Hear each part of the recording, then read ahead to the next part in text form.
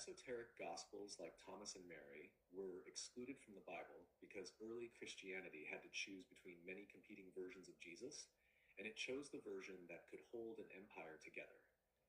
In the first 2 centuries after Jesus, there was no single Christianity.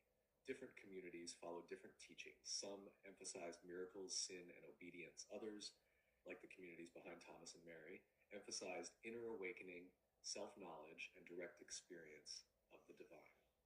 When church leaders began forming an official canon, roughly 2nd to 4th centuries, they used three practical criteria. 1. Authority. Texts had to be tied to the apostles as interpreted by bishops. 2. Consistency.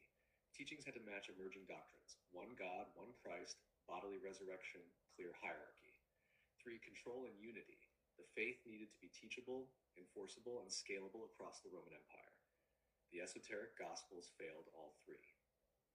Thomas teaches that the kingdom of God is within you, not mediated by priests or institutions.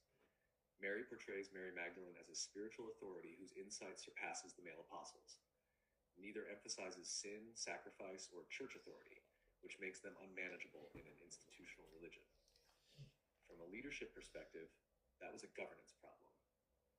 If salvation comes from inner knowledge, you don't need bishops. If revelation is personal, you can't regulate belief. If women are spiritual authorities, hierarchy destabilizes. So these texts weren't excluded because they were fake. They were excluded because they taught a different model of power. The canon that survived favored external authority over inner authority, faith over knowledge, and obedience over awakening. The esoteric texts didn't disappear. They went underground, preserved quietly, until discoveries like Nag Hammadi in 1945 brought them back into view. Bottom line, the Bible reflects the theology of the winners, not the full diversity of